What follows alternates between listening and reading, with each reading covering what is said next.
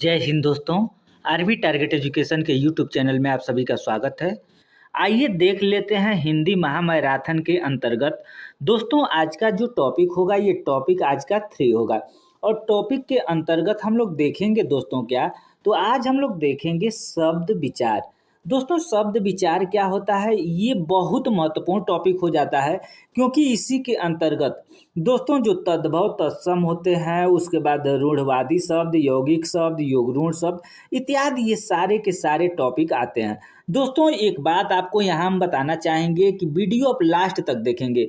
ये तत्सम और तद्भव का ट्रिक है जो कि 99% सही होता है और यहाँ से आपको किसी भी अगर देखा जाए तो एग्जाम में आपको एक प्रश्न मिलना ही मिलना है। तो सबसे पहले तो हम लोग देखेंगे परिभाषा। दोस्तों जो भी शब्द का विकार है यहाँ पर दोस्तों देखेंगे, जो शब्द विचार है उसके अंतर्गत हम लोग सबसे पहले शब्द की परिभाषा को देखेंगे। आखिर शब्द दोस्तों क्या कहलाता है, शब्द किसे कहते हैं। तो वर्ण हम लोग इसके पहले दोस्तों 2 वीडियो देखे हैं जो कि बहुत महत्वपूर्ण वीडियो है। अगर नहीं देखे हैं तो हम जो टॉपिक शुरू किए हैं 1 से लेकर के 22 टॉपिक शुरू किए हैं, ठीक है, जिसमें से कि 2 टॉपिक हम क्लियर कर चुके हैं और तीसरा टॉपिक शब्द की परिभाषा या शब्द विचार हम शुरू कर रहे हैं। तो दोस्तों इस टॉपिक के अंतर्गत शब्द की परिभाषा क्या कहलाता है, वर्ण हम लोग पहले देख चुके थे कि वर्ण क्या कहलाता है। तो वही वर्ण लो दोस्तों, वर्ण क्या कहलाता है कि वह ध्वनि जिसका खंड कोई न किया जा सके, ठीक है, लेकिन वही वर्णों के या अक्षरों से बना ऐसा स्वतंत्र समूह जिसका कोई अर्थ हो, वह समूह शब्द कहलाता है। जैसे लड़का, लड़की आदि। कहने का मतलब है दोस्तों कि जैसे वर्ण हो गया, क हो गया, म हो गया, ल हो गया, ये सारे के सारे वर्ण ध्वनियां हैं, ठीक है। लेकिन अगर इसको हम लोग जैसे अभी ये मिला देंगे तो क म ल कमल हो जाएगा, लेकिन अगर इसको हम लोग लिख दें क ल तो कलम भी हो जाएगा, लेकिन ल म क लिख दें तो इसका कोई अर्थ नहीं निकलेगा। तो अर्थ जब नहीं निकलेगा तो ये शब्द नहीं कहलाएगा दोस्तों। अर्थ जब तक वर्णों के सार्थक समूह को ही हम शब्द कहेंगे। अगर अर्थ नहीं, यहाँ पर जैसे लड़का है, ठीक है, क्या है, लड़का है। यहाँ पर देखेंगे कि अगर यहाँ पर लिख दें का ल तो इसका कोई अर्थ है, कुछ अर्थ नहीं है, तो ये शब्द नहीं कहलाएगा। ये क्या कहलाएगा, ये निरर्थक कहलाएगा। वो भी आप बाद में आप देखेंगे कि कहाँ सार्थक शब्द और निरर्थक शब्द भी हैं। आप वीडियो बस केवल लास्ट तक देखते रहेंगे और मैं चाहूँगा कि 10 से 12 मिनट में ये वीडियो कंफर्म क्लियर कर दिया जाएगा। दोस्तों अब देखेंगे शब्द विचार का वर्गीकरण। अभी हम लोगों ने शब्द की परिभाषा देखा, शब्द किसे कहते हैं। अब दोस्तों शब्द विचार का वर्गीकरण, यहाँ से आपको मोस्ट इम्पॉर्टेंट और शुरू होता है असली रूप यहीं से, ठीक है। लेकिन आपको अभी जो हम ऊपर एक पेज का पीडीएफ जो दिखाए हैं दोस्तों, वहाँ पर सब समेकन किया गया है और उस पेज से आपको ये परिभाषा पढ़ने के बाद जब उस पेज को आप देखेंगे तो एकदम बिल्कुल कभी भी आपके दिमाग से नहीं भूलेगा। दोस्तों शब्द की का वर्गीकरण अगर देखेंगे तो शब्द को, एक सेकंड, शब्द को अर्थ के आधार पर 2 प्रकार से, सार्थक शब्द और निरर्थक शब्द, ठीक है। यानी अर्थ के आधार पर शब्दों का वर्गीकरण 2 रूपों में किया गया है। एक सार्थक शब्द होता है, एक निरर्थक शब्द होता है, ठीक है। उसके बाद दोस्तों बना इसका अभी हम लोग परिभाषा देखेंगे। पहले आप यहाँ पर क्लियर कर लीजिए, अर्थ के आधार पर सार्थक शब्द, निरर्थक शब्द। दोस्तों बनावट या रचना के आधार पर आपसे पूछ देगा कि बनावट या रचना के आधार पर शब्दों का वर्गीकरण, यानी शब्दों का वर्गीकरण कितने रूपों में किया गया है। तो दोस्तों यहाँ पर आप देखेंगे 3 शब्दों के आधार पर है, ठीक है, बनावट या रचना के आधार पर। सबसे पहला क्या है, तो शब्द रूढ़ शब्द है। दूसरा यौगिक शब्द। दोस्तों रूढ़ शब्द क्या कहलाता है, यौगिक शब्द क्या कहलाता है और योग रूढ़ शब्द क्या कहलाता है, इसको अभी नीचे इसके परिभाषा के रूप में हम लोग देखेंगे। नेक्स्ट है दोस्तों प्रयोग के आधार पर, ठीक है। अब हम लोग प्रयोग के आधार पर देखेंगे तो प्रयोग के आधार पर विकारी शब्द और अविकारी शब्द, ये 2 आपके प्रयोग के आधार पर होता है। नेक्स्ट है दोस्तों उत्पत्ति या स्रोत। यहाँ से आपके अक्सर करके यहीं से क्वेश्चन पूछा जाता है कि उत्पत्ति या स्रोत के आधार पर शब्दों को कितने रूपों में बांटा गया है। तो यहाँ पर 4 रूपों में बांटा गया है। पहला है तत्सम शब्द, तद्भव शब्द, देशज शब्द और विदेशज शब्द। ठीक है। नेक्स्ट है दोस्तों अर्थ के आधार पर।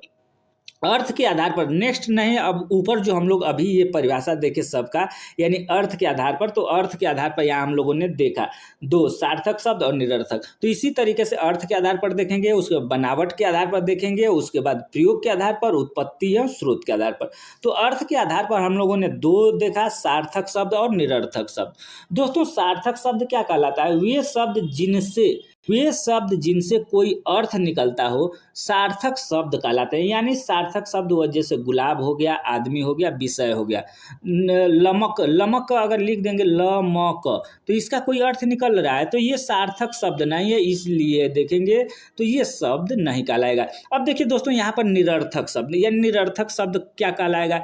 जैसे मान लीजिए कि वे शब्द जिसका कोई अर्थ ना निकले, अभी जैसे हम आपको बताए, तो ये सार्थक शब्द हो गए और ये क्या हो गया? निरर्थक शब्द। जैसे देना तो सार्थक हो गया, लेकिन वेना कौन शब्द है? देना वेना, तो ये सार्थक हो गया, ये निरर्थक हो गया। मुक्का उक्का, तो मुक्का शब्द हो गया, लेकिन उक्का कौन शब्द है? ये निरर्थक शब्द हो गया। ठीक है। रचना के आधार पर हम लोगों ने अर्थ के आधार पर हम लोगों ने देख लिया। दोस्तों अब रचना या बनावट के आधार पर देखेंगे। हम लोगों ने देखा ऋण शब्द 3 देखे थे। ठीक है। पहला है ऋण शब्द। ठीक है। रचना के आधार पर हम लोगों ने शब्दों का वर्गीकरण 3 देखे थे।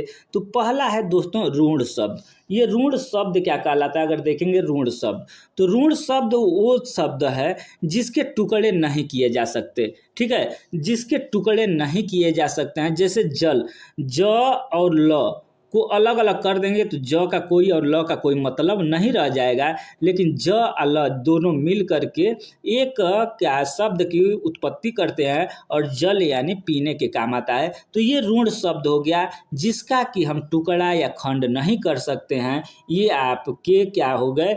ऋण शब्द हो गए। अब दोस्तों देखेंगे ऋण शब्द, अब यौगिक शब्द। ठीक है। यहाँ पर यौगिक शब्द देखेंगे।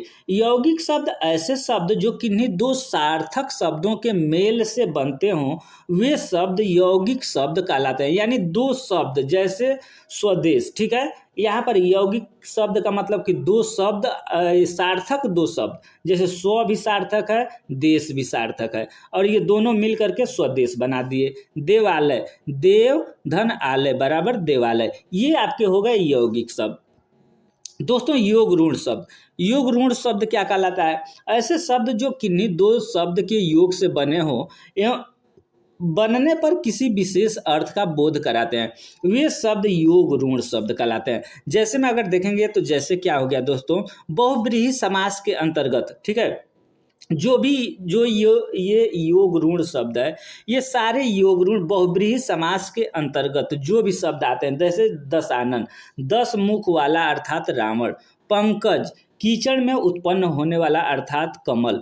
तो इस तरीके के जो बहुब्रीहि समास के अंतर्गत जो भी शब्द आते हैं वो आपके क्या हो गए दोस्तों? तो ये आपके हो गए योग ऋण शब्द। ये योग ऋण शब्द कहलाते हैं। ठीक है।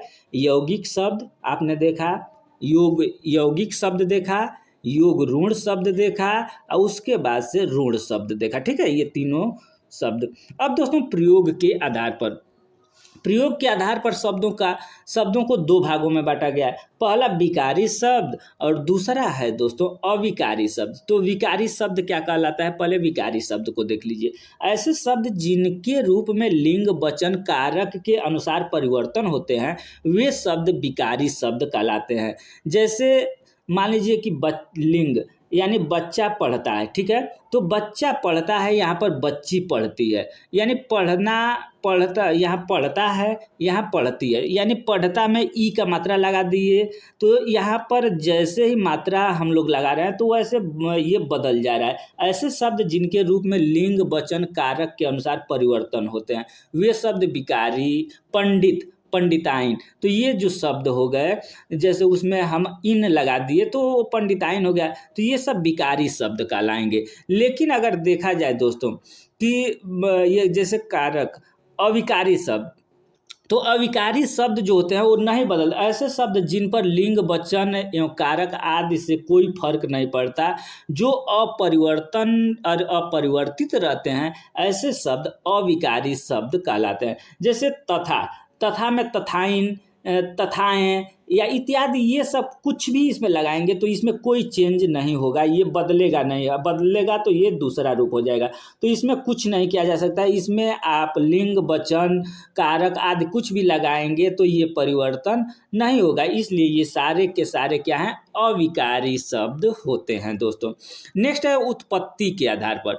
दोस्तों उत्पत्ति के आधार पर चार भेद हम लोग पढ़े, उसी में तत्सम शब्द आता है। तत्सम का ट्रिक, अभी आपको तत्सम का जो ट्रिक ऊपर दोस्तों हम बताने वाले हैं, वो आप वीडियो लास्ट तक देखेंगे, तत्सम और तद्भव का एक भी प्रश्न आपसे गलत नहीं होगा। और इस चैनल पर नए हैं तो आपसे रिक्वेस्ट होगा कि चैनल को सब्सक्राइब करके बेल आइकन को दबा लेंगे, क्योंकि इस चैनल पर अगर कोई भी इंट्रेंस एग्जाम हो या कोई एग्जाम आप हिंदी का एग्जाम हो, तो उसमें 1 से लेकर के जो 22 टॉपिक हम क्लियर करा रहे हैं दोस्तों, यहीं से आपको सारे के साधारण के प्रश्न आपको मिलेंगे ही मिलेंगे, ठीक है। अब नेक्स्ट है दोस्तों, अभी हम लोग देख रहे हैं तत्सम। तत्सम का तत् में उसके सम में समान, यानी ऐसे शब्द जिनकी उत्पत्ति संस्कृत भाषा में हुई है और वे हिंदी भाषा में बिना किसी परिवर्तन के प्रयोग में आने लगे, ऐसे शब्द को तत्सम शब्द कहते हैं। जैसे पुष्प हो गया, पुस्तक हो गया, पृथ्वी हो गया, क्षेत्र, कार्य, मृत्यु, कवि, माता, विद्या, नदी, फल, अग्नि, पुस्तक आदि, ये सारे के सारे दोस्तों, ये जो शब्द आप देख रहे हैं ना तत्सम के, अभी जो ट्रिक हम बता रहे हैं वहाँ पर आप देख लेंगे, केवल 4, आपको 5 अक्षर याद करना है और सारे के सारे तत्सम और तद्भव आपके एकदम बिल्कुल जुबान पर आ जाएगा। तद्भव दोस्तों किसे कहते हैं, ऐसे शब्द जिनकी उत्पत्ति संस्कृत भाषा से हुई थी, लेकिन वो रूप बदल कर हिंदी में आ गए, और ऐसे शब्द तद्भव शब्द कहलाएंगे। जैसे दुग्ध यानी दूध, ठीक है। उसके बाद अग्नि, दोस्तों अग्नि, आग, कार्य, काम, कर्पूर, कपूर, ये किस सारे के सारे जो आप देख रहे हैं, ये आपके दुग्ध, दुग्ध ये क्या है, ये संस्कृत वाला शब्द है, ठीक है, संस्कृत वाला शब्द है। और दूध आप देखेंगे, ये दूध क्या है दोस्तों, दोस्तों यहाँ पर देखेंगे ये तो तत्सम हो गया, लेकिन ये सारे दूध हो गया, तद्भव हो गया, ये आग हो गया, तद्भव हो गया, काम हो गया, तद्भव हो गया, कर्पूर दोस्तों तद्भव हो गया। आप लोग याद रखेंगे, ये कर्पूर और कर्पूर ये अक्सर करके देखने के लिए मिलता है, ठीक है दोस्तों। हस्त हाथ हो गया। अब दोस्तों देशज शब्द कौन होता है, और विदेशज, देशज, ऐसे शब्द जो भारत की विभिन्न स्थानीय बोलियों में से हिंदी में आ गए, वे शब्द देशज शब्द कहलाते हैं। जैसे पेट, डिबिया, लोटा, पगड़ी, ये आपको उदाहरण हम इसलिए लिए हैं कि यहीं से हो सकता है कि उदाहरण आपको मोस्ट इंपॉर्टेंट, ये सारे के सारे पेपर में आए हुए उदाहरण है, इसीलिए लिया गया है देशज शब्द। पेट है, डिबिया, लोटा, पगड़ी, थैला, इडली, डोसा, समोसा, चम्मच, गुलाब जामुन, लड्डू, खटखटाना, खिचड़ी आदि, ये सारे के सारे क्या है, देशज शब्द हैं। ये सारे भारत की ही विभिन्न स्थानीय बोलियों में से क्षेत्रीय प्रभाव के कारण परिस्थिति व आवश्यकता अनुसार बनकर प्रचलित हो गए, ये शब्द हिंदी में आ गए हैं, अतः यह शब्द देशज शब्द कहलाएंगे।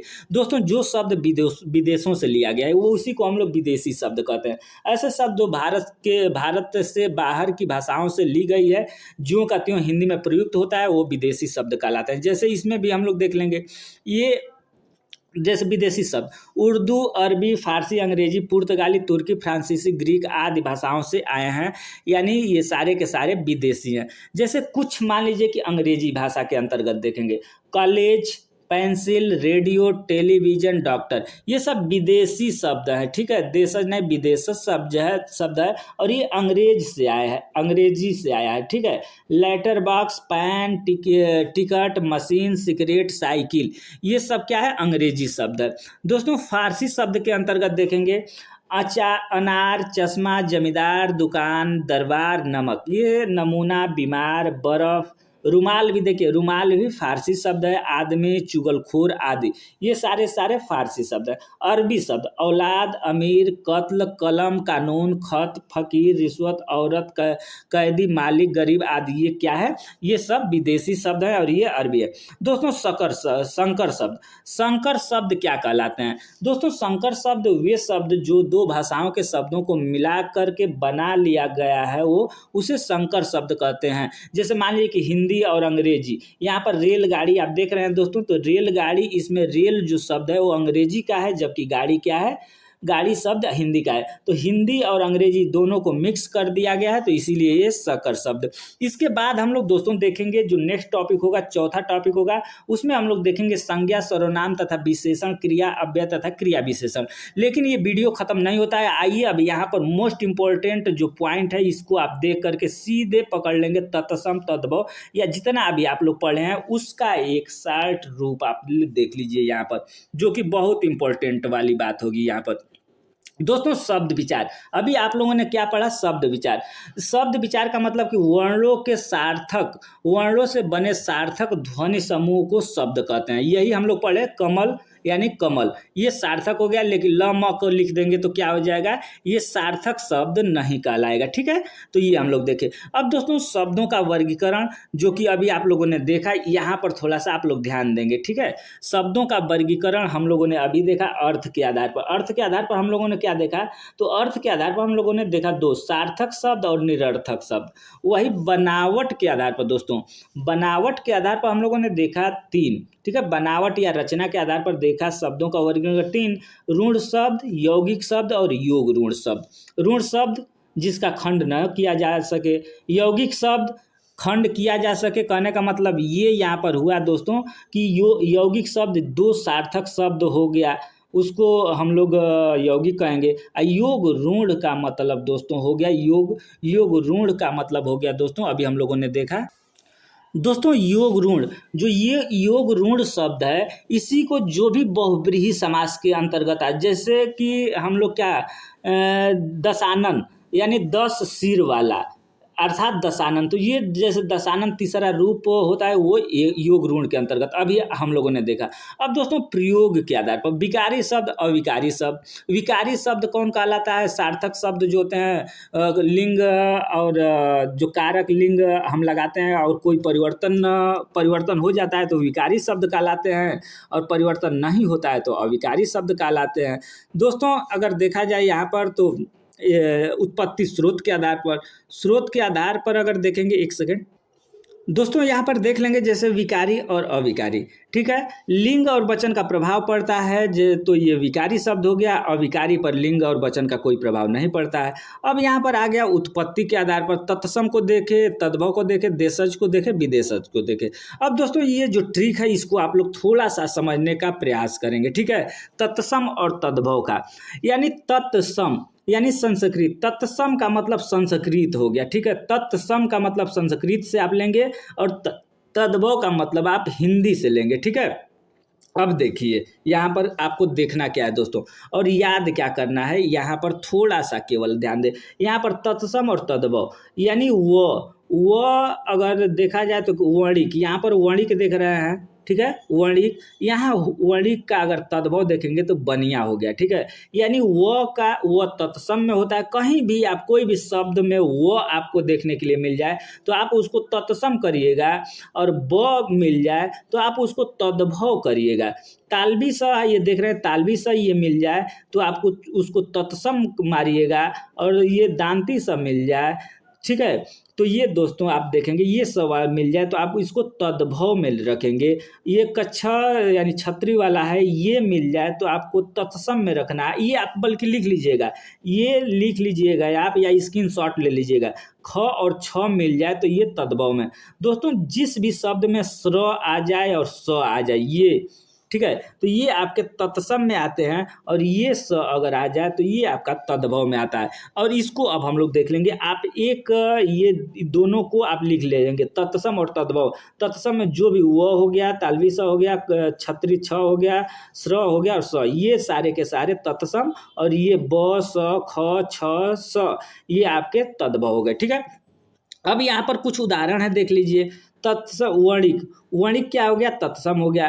बनिया इसका ब यानी व का ब हो गया, इस व का ब हो गया, इस व का ब हो गया, यानी वर्षा का बरसात हो गया, वर यात्रा का बारात हो गया। ठीक है। अब दोस्तों तालवी सा का ये स में देखिए किस तरह, श्यामल यानी सांवला, सुक सुआ, स्वसुर ससुर, ये आप देख सकते हैं। जैसे छतरी वाला छ का देखें, क्षीर खीर, छीड़ छीन, क्षेत्र खेत, ये आप देखेंगे कैसे कैसे बदला है। ठीक है। श्रृंगार यानी जब भी श्री ये वाला श्री दिखे तो आपको तत्सम देखना है, ये श्रृंगार श्रृंगार, श्रृंग श्रृंग, श्रावण सावन। ठीक है। स काष्ठ काट, उष्ट ऊट, पौष पुष, ये हो गया। अब दोस्तों यहाँ पर कुछ महत्वपूर्ण ये तत्सम और तद्भव हैं, जो शब्द जो कि पेपर में हर साल लगभग आते हैं, उसको हम लोग देख लेते हैं। ये जैसे गेहूं हो गया, गोधुम हो गया। ठीक है। यानी क्या है ये, यहाँ पर देखेंगे ये तत्सम है। ठीक है। ये आपका तत्सम है, ये आपका तद्भव है। ठीक है। गेहूं तत्सम, गेहूं का गोधुम तद्भव हो गया। अग्नि तत्सम, आग तद्भव। ठीक है। कपाट किवाड़, कच्छप कछुआ। ठीक है। अब इधर देखिएगा, ये तत्सम हो गया, हो गया।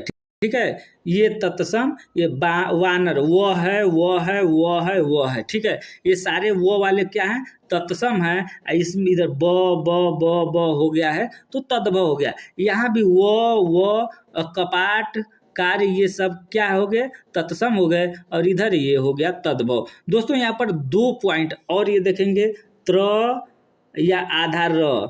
ठीक है। स्र री या बड़ी री की मात्रा आए तो वहाँ तत्सम ही होता है, यानी तत्सम यानी संस्कृत वाला स आप लोग याद रखिएगा, तत्सम ही होता है। ग्राहक, ग्रीष्म, चंद्र, सत्र, ये सारे के सारे क्या है, तत्सम है। तो दोस्तों ये वीडियो और ये ट्रिक आपको कैसा लगा, अच्छा लगा हो तो वीडियो को लाइक कर देंगे, शेयर कर देंगे, तथा चैनल पर अगर पहली बार हैं तो चैनल को सब्सक्राइब करके बेल आइकन को दबा लेंगे, क्योंकि इस चैनल पर आपको अच्छी तरीके से आपको हम बता दिए कि 1 से लेकर के 22 तक सारे टॉपिक क्लियर कराए जा रहे हैं।